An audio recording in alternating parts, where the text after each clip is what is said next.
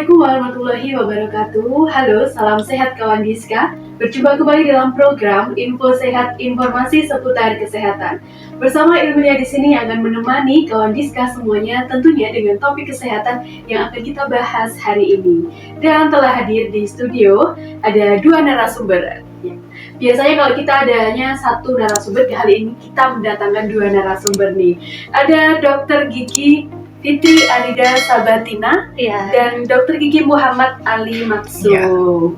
Oke, kabarnya bagaimana dokter hari ini? Alhamdulillah baik. Mungkin bisa disapa dulu dokter untuk kawan Diska yang sudah join di IG Live kami di @promkes Kota Madiun. Halo kawan Diska, senang bisa bertemu dengan kalian pada pagi hari ini. Semoga hari ini kita bisa berbagi info kesehatan bersama untuk menjadi pribadi yang lebih sehat. Oke, menjadi pribadi yang lebih sehat gitu ya dok ya. Di dokter nih sehari-hari bertugasnya di mana? Saat ini saya bertugas di Puskesmas Manguharjo. Oke, sama ya dokter? Sama. Dokter internship di Iya, Manguharjo. Oke, karena hari ini kita mendatangkan dua narasumber dokter gigi, tentunya topik yang akan kita bahas adalah berkaitan dengan gigi. Betul begitu ya dokter ya? Iya. Oke, hari ini kita akan membahas tentang gigi terawat badan pun sehat. Gitu. Mungkin bisa dijelaskan nih dok, kenapa sih kita akan membahas topik hari ini? Jadi saya dan kami lebih banyak di masyarakat itu menemukan fakta bahwa masih banyak orang-orang yang menyepelekan tentang kesehatan gigi dan mulut. Faktanya padahal kesehatan gigi dan mulut itu merupakan bagian dari kesehatan secara holistik. Jadi ketika kesehatan gigi dan mulut itu terganggu, maka dapat berdampak pada kesehatan lainnya, seperti itu. Oke, jadi mungkin stigma di masyarakat mungkin masih banyak yang menyepelekan tentang penyakit gigi gitu ya dokter ya. Padahal penyakit gigi ini banyak sekali erat katanya dengan penyakit yang lainnya, begitu? Iya. Mungkin bisa dijelaskan nih dokter? Iya, jadi gini, penyakit gigi itu memang berhubungan dengan penyakit lainnya atau berhubungan dengan penyakit organ-organ lain.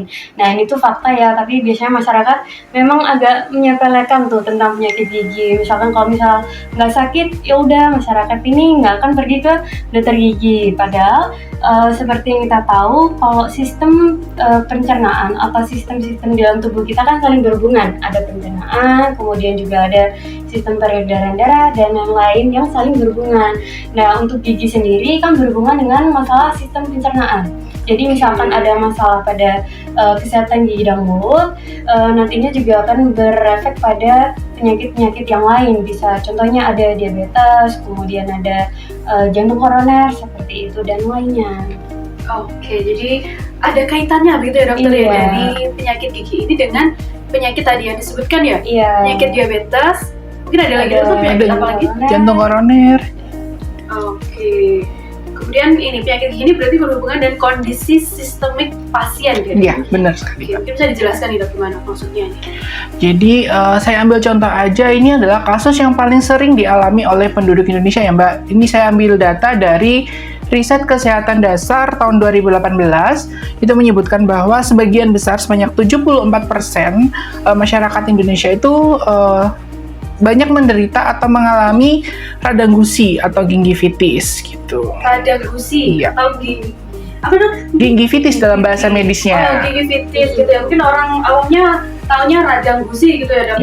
Ini gimana nih dok? Untuk gingivitis ya masyarakat memang kurang tahu nih kalau gingivitis. Biasanya kita nyebutnya radang gusi. Nah, radang gusi ini dia merupakan penyakit gusi. Biasanya disebabkan kenapa? Karena ada akumulasi sisa makanan, kemudian dicampur dengan bakteri atau kuman yang terus-menerus tidak dibersihkan. Sehingga nanti lama-lama akan terkumpul dan terbentuk sebuah karang gigi atau kalkus. Nah, untuk penyakit radang gusi sendiri biasanya pada kita itu contohnya ada gusinya bengkak, kemudian kemerahan, terus juga sering berdarah seperti itu. Nah, jadi misalkan kawan Diska nih ada ciri-ciri seperti tersebut, bisa segera diperiksakan ke dokter gigi biar dilakukan perawatan supaya radang gusinya itu tidak berparah lebih lanjut. Oke, tadi disebutkan adalah salah satunya adalah karang gigi gitu ya dokter ya. Pentingnya untuk membersihkan karang gigi. Nah, yang mau saya tanyakan idealnya seseorang untuk membersihkan karang gigi ini sebenarnya berapa bulan sekali atau berapa tahun sekali mungkin? Idealnya kan kita karang gigi itu biasanya tidak menimbulkan keluhan ya Mbak. Mungkin kalau ada keluhan seperti bau mulut atau gusi berdarah. Nah idealnya untuk membersihkan karang gigi itu bersama dengan kita kontrol gigi rutin 6 bulan sekali, itu minimal. Jadi berarti setahun sekitar 2 kali untuk membersihkan karang gigi. Tapi kita harus dokter akan memberikan advice atau seperti saran apabila memang tidak dapat emang ada karang gigi maka dapat lakukan pembersihan, atau kalau tidak emang kita berikan komunikasi, informasi dan edukasi untuk tetap menjaga kesehatan gigi dan mulutnya. Oke, jadi mungkin penting sekali untuk disimak untuk kawan Diska semuanya ya. Jadi minimal nih 6 bulan sekali harus ada pemeriksaan gigi gitu ya dokter ya, untuk pembersihan karang gigi juga. Nantinya juga dokter akan memberikan saran untuk bagaimana sih untuk menjaga kesehatan giginya. Karena memang kalau karang gigi itu tidak bisa dibersihkan dengan sikat gigi aja ya. Jadi memang harus pakai alat yang digunakan dokter, itu baru bisa lepas karang giginya. Jadi kalau misalkan ada iklan mungkin obat kumur bisa menghilangkan karang gigi, itu tidak benar. Kadang masyarakat masih ada yang percaya. Jadi kalau mau bersihin karang gigi memang harus menggunakan alat yang digunakan oleh dokter tersebut. Oke, kadang kan ada iklan yang menghilangkan plak-plak gitu ya dokter ya. Itu berarti kurang tepat ya iklannya ya. Karena karang gigi kan keras. Oke, berarti benar harus datang ke dokter gigi. Bisa datang ke puskesmas ya dokter ya? Bisa. Salah satu pelayanannya adalah untuk membersihkan karang gigi tadi. Iya. Oke. Kemudian lanjut nih dok. Tadi kita kembali lagi ke radang gusi tadi ya. Jadi gimana sih radang gusi ini berhubungan dengan penyakit sistemik tadi? Oke, tadi telah dijelaskan juga sama teman saya, Dr. Arida, bahwa salah satu hubungannya dengan penyakit kencing manis atau diabetes dan juga jantung koroner. Nah, biasanya pada pasien dengan periodontitis, dia akan mengalami keradangan dalam waktu lama. Nah, ketika terjadi keradangan ini, biasanya sistem sel imun serta pembuluh darah mengalami pelebaran istilahnya ya, dalam bahasa medis pelebaran, dan semua produk bakteri serta sel imun itu bisa masuk ke dalam pembuluh darah, ikut mengikuti aliran darah dan mengalir secara sistemik. Nah, akibatnya adalah salah satunya adalah resistensi insulin. Kalau dalam medis dikenal resistensi insulin merupakan kondisi di mana hormon insulin yang ada di dalam tubuh kita kurang sensitif atau tidak peka terhadap adanya kadar glukosa dalam darah. Kita ketahui hormon insulin ini bertugas untuk memasukkan glukosa ke dalam sel tubuh.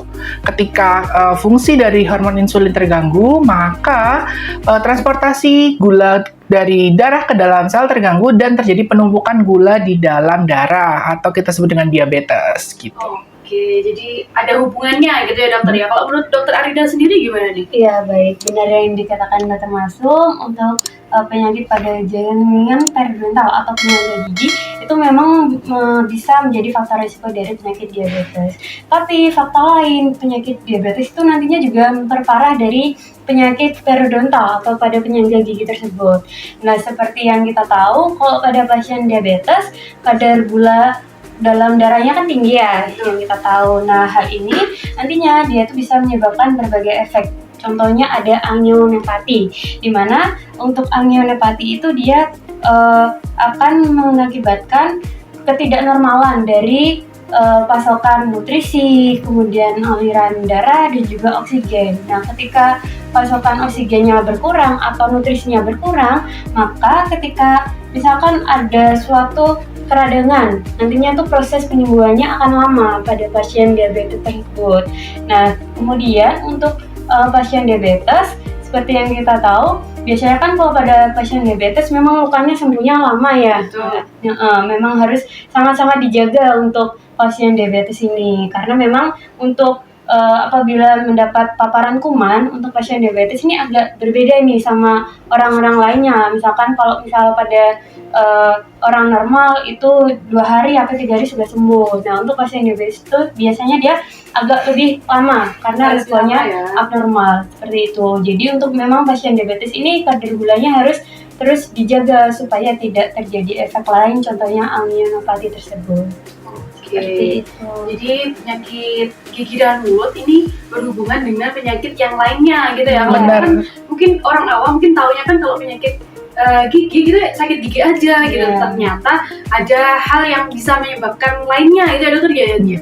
Salah satu contohnya adalah diabetes tadi. Kemudian tadi disebutkan kemudian menyebabkan penyakit jantung gitu ya dokter ya. Mungkin bisa dijelaskan gimana? Jadi menurut ini saya mendapatkan data yang ada bahwa pasien atau orang dengan penyakit periodontal itu memiliki resiko terjadinya jantung koroner lebih tinggi daripada pasien tanpa jantung koroner, tanpa penyakit periodontitis. Seperti itu.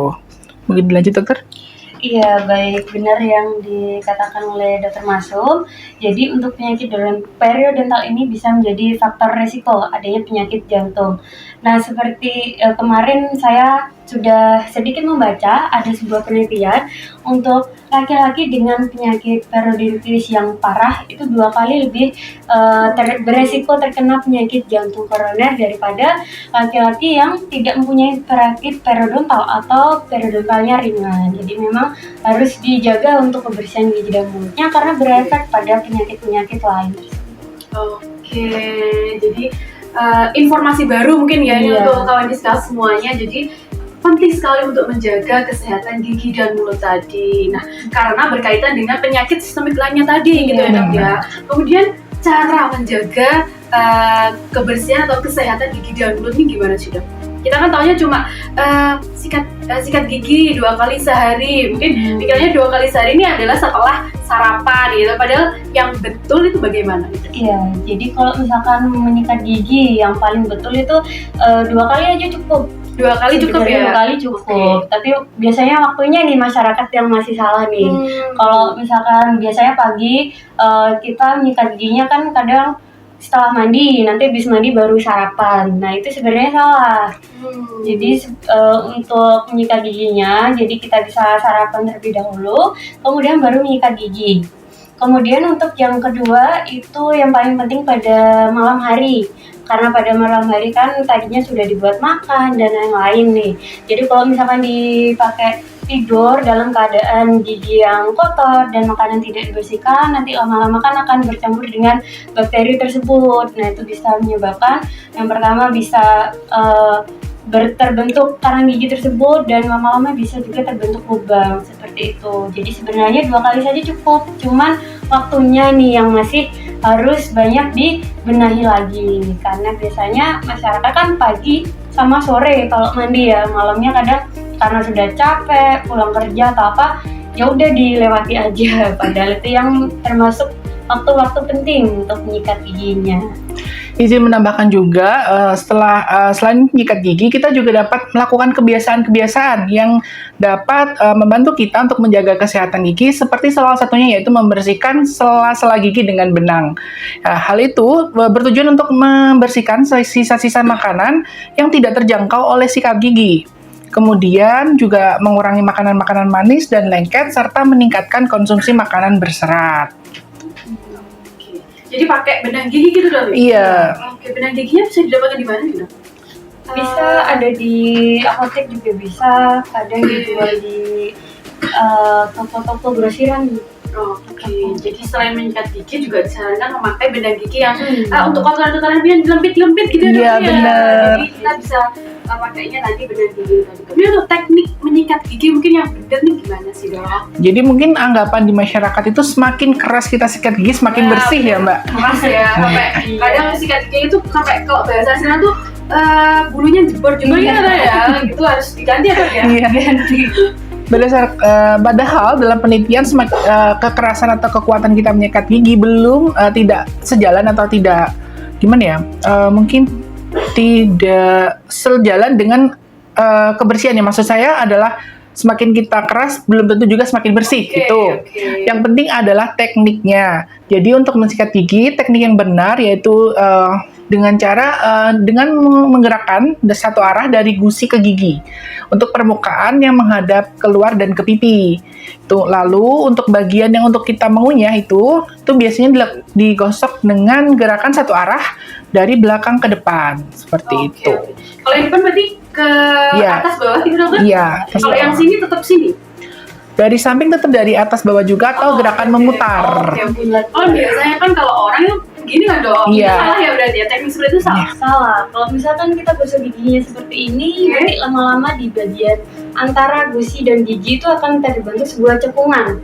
Nah, kalau cekungan dibiarin lama-lama nanti kan jadi ngilu, kemudian giginya jadi lubang. Jadi kadang lubang pada gigi itu tidak selalu karena sakit gigi dari tidak gosok gigi atau apa. Kadang juga terlalu sering nih bisa karena efek sikat giginya yang salah. sikat gigi yang Iya, salah. seperti itu. Ya, bener yang dikatakan dokter tadi ya, kalau misalkan semakin keras, semakin kuat gerakannya, mungkin orang berpikirnya semakin rontok nih ya. Padahal itu adalah teknik yang salah gitu.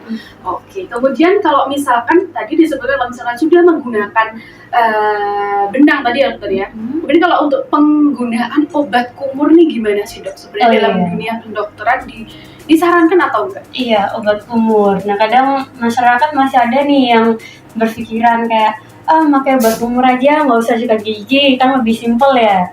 Nah, sebenarnya kalau obat kumur ini hanya sebagai tambahan, karena misalkan ada sisa-sisa makanan atau apa, itu tidak bisa dibersihkan hanya dengan pakai obat kumur. Memang harus dikasih gosokan dengan sikat gigi tersebut supaya giginya itu bersih. Obat kumur biasanya itu dia hanya efek menyegarkan saja, tapi tidak membersihkan. Jadi hanya sebagai tambahan. Nah, tapi untuk obat kumur ini tidak boleh dikonsumsi, digunakan dalam jangka panjang terus-menerus. Jadi memang harus instruksi dokter, misalkan dokter menyarankan ini digunakan obat kumurnya. Nah, itu nanti ada rentang waktunya. Kenapa? Karena biasanya kalau di obat kumur tuh dia ada efek antibakterinya. Nah, sedangkan di rongga mulut kita itu ada bakteri dan jamur sebagai memang flora normalnya di situ, memang ada di sini. Nah, ketika misalkan nih dikasih obat kumur terus-menerus, bakterinya kan nanti berkurang, sedangkan jamurnya itu akan bertambah. Nah, jadi nanti menyebabkan efek lain lagi seperti itu. Memang untuk penggunaannya harus sesuai dengan instruksi dokter, tidak bisa digunakan untuk keberlanjutan. Oke, jadi tetap harus yang utama dan wajib adalah gosok gigi 2 kali sehari dan dalam waktu yang tepat juga gitu dokter ya. Jadi jangan diganti dengan obat kumur tadi. Oke, ada tambahan dokter mungkin? Tentang itu pemilihan sikat giginya, menambahkan tuh. Nah, untuk sikat giginya kita bisa pilih yang gagangnya tuh sesuai dengan ukuran rongga mulut kita, jadi bisa menjangkau sampai belakang. Jadi misalkan anak kecil ya pilih yang kecil, jangan pakai yang sikat gigi dewasa seperti itu. Terus untuk bulunya nih, yang biasanya kadang masih bingung kan pilih sikat gigi yang harus yang gimana gitu.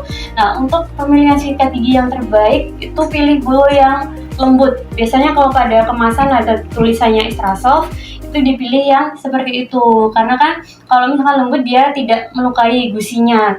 Kemudian untuk pemilihan pasta giginya. Nah, untuk pasta giginya, kadang masyarakat tuh satu sikat langsung penuh gitu ya. Iya, itu sebenarnya kebanyakan kalau segitu. Cukup sebesar biji jagung aja. Dikit dokter ya? Iya, dikit. Itu sudah bisa digunakan untuk sikat gigi. Karena masyarakat kan kadang misalkan ini kalau banyak odolnya makin bersih gitu. Nah, bener nih. Semakin banyak semakin bersih gitu ya. Iya, padahal itu salah ya dokter ya. Sebesar biji jagung Anda sudah cukup ya. Jadi untuk kawan diskusi semuanya jangan itu memboros ya.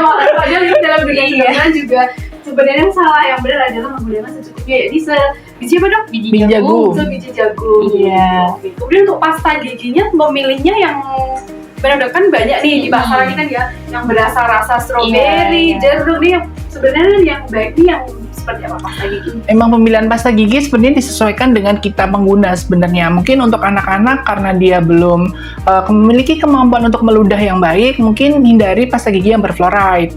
Mungkin untuk anak-anak balita atau sampai SD itu bisa diberikan mulai pasta gigi berfluoride dengan kadar tertentu, biasanya sekitar 500 sampai 700. Itu untuk anak-anak. Untuk dewasa kita bisa pakai pasta gigi yang berfluoride itu dengan dosis sekitar 1500 ppm itu. Oke, berarti disesuaikan dengan kondisi masing-masing gitu ya dokter ya. Untuk sikat gigi baiknya diganti setiap apa dokter? ataukah nunggu dulu sampai jelek dulu baru diganti atau Untuk sikat gigi bisa diganti tiap 3 bulan sekali ya, atau misalkan sebelum 3 bulan sudah kelihatan bulunya agak apa ya namanya iya kayak seperti itu Ya. juga bisa segera diganti, cuman biasanya normalnya 3 bulan sekali segera diganti untuk sikat giginya. untuk sikat giginya. Iya. Oke, kemudian ini dok sudah ada pertanyaan yang masuk, kita tanya ya dok ya. Ini dok, apakah siwak itu diperbolehkan digunakan untuk gigi? Siwak, iya biasanya kan sekarang kayaknya lagi tren ya pasta gigi yang mengandung siwak ya maksudnya. Iya. Nah untuk siwak sendiri biasanya memang dia ada antibakterinya, jadi bagus digunakan untuk kita. Tapi kan tadi seperti yang dokter Masum informasikan, untuk penggunaan pasta gigi itu dia sesuai dengan kebutuhan kita. Kita butuhnya yang bagaimana, apakah yang misal gigi sensitif ya berarti cari kandungan yang lain yang bisa digunakan untuk gigi sensitif tersebut. Tapi pasta gigi yang kandungannya ada siwaknya memang bagus, boleh dipakai untuk membersihkan. Oke, semoga menjawab pertanyaan ya dari tadi pertanyaan dari Kak Fikri gitu dokter ya. Kemudian ada lagi nih pertanyaan dari Kak Yula_Yunista. Kak mau tanya, kalau untuk balita usia 3 tahun apa perlu perawatan 6 bulan sekali?